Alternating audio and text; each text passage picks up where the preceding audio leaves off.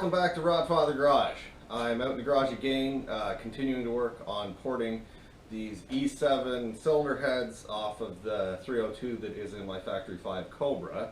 You can tell it's an E7 because of the way it is, and it says E7TE right down here. That's really the only way to tell what this is, and they're pretty good from the factory. They're a lot better than some of the other cylinder heads they had on 302s.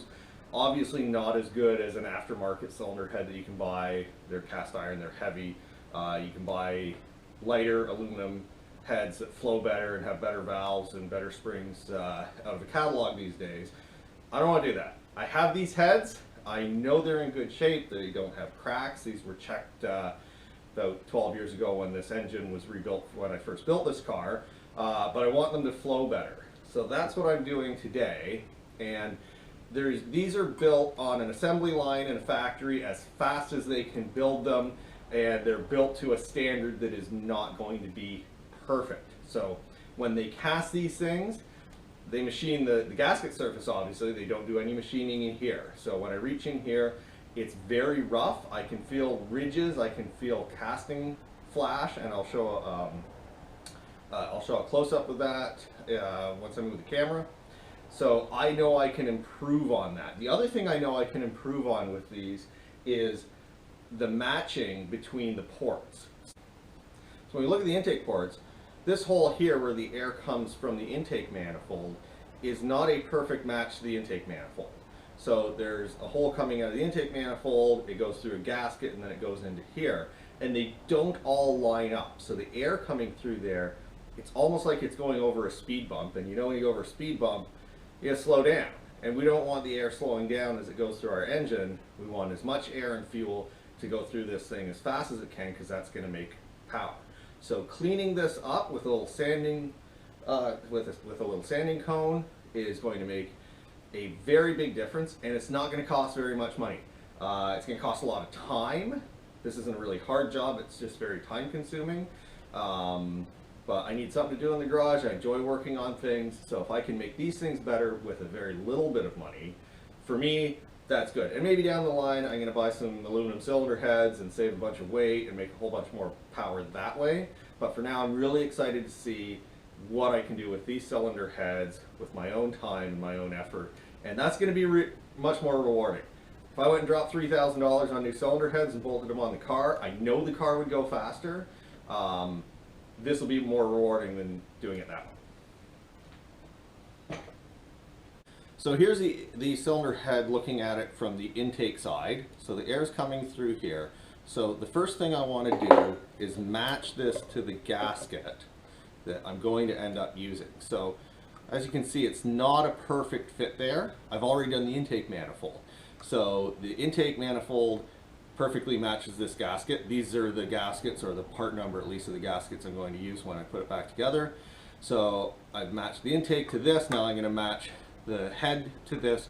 So I'm going to have a perfect transition from the intake through the gasket and into the head. So I'm going to clean that up.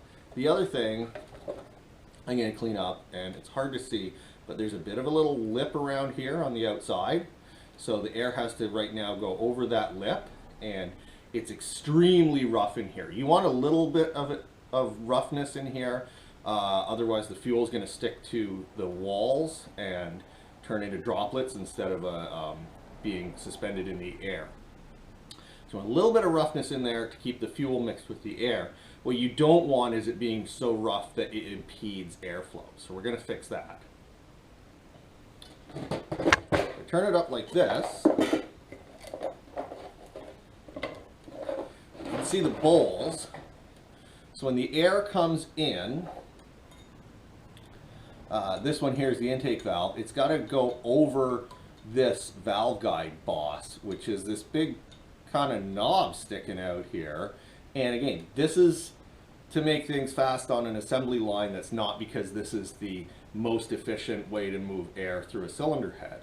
So I'm going to smooth that down and make that a better transition, so air doesn't have to come over that sharp turn. And that's really all I'm doing with this project. I'm not removing a lot of material. I did on the intake manifold because it was a much smaller opening than was in the gasket. But in this case, I'm just making things smooth so that the air can smoothly move through the cylinder head into the combustion chamber. There's also ridges in here from where the valves were machined. It's hard to see, but when they cut this hole, they cut down to a certain point, and then there's a ridge, and you can see this won't slide down there, right? If I go from the bottom, it kind of clicks when it comes over there. So cleaning up that transition again, taking away that hard ridge, is going to make the air flow much smoother. Then in the combustion chamber here, I'm going to do very little here, because what I don't want to do is enlarge the combustion chamber, because that's going to lose compression, right? The bigger this is, the lower compression I have. This already is not a real high compression engine, so taking a lot of material out of here is going to be a problem. But what I want to do is, again, I want to make it nice and smooth, and this one's pretty good. I've seen other heads where, you know, you go, wow, that looks like a gravel road. This one's pretty good.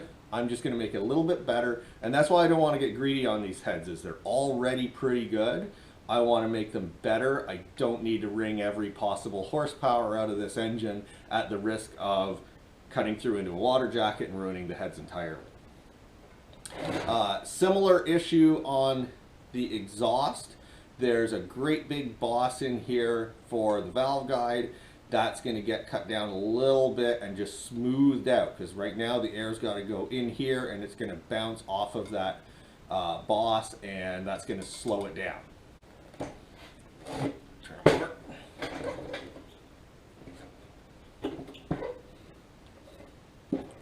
One of the biggest improvements I'm going to make on these heads is in the exhaust. So besides that, the exhaust port is smaller than it needs to be, because I can cut out all of the area of metal that you can see behind this gasket. Besides that, these things have right there a bump for emissions. So this engine doesn't have emissions. This car is exempt from emissions and spends most of its time on the track anyways. So I don't actually need that to make these heads function, but the air has to go and find its way around this great big knob that sticks out there, right? You know, like imagine water running down your driveway when it rains, and you go out and you stick your finger in the stream of water. The water's got to go around that. That's exactly what the air is doing in this, and the water's going to take a longer path when it goes around. It's going to have less space to move in. That's not what we want in exhaust. We want to get the exhaust out of the engine as fast as we can. So removing that, grinding that down, again being cautious, because we don't want to get in, there's no water jacket above there, but there is water on, I believe, on either side of that. So cleaning that up, smoothing it out, making it flow better is going to make horsepower, and again, for very little money, just a bunch of my time out here in the garage. So the next video is going to be me marking the intake and exhaust ports for port matching and starting on the grinding on those. So if you like this video, hit the like button, hit the subscribe button. Look for the next videos next time here on Rodfather Garage.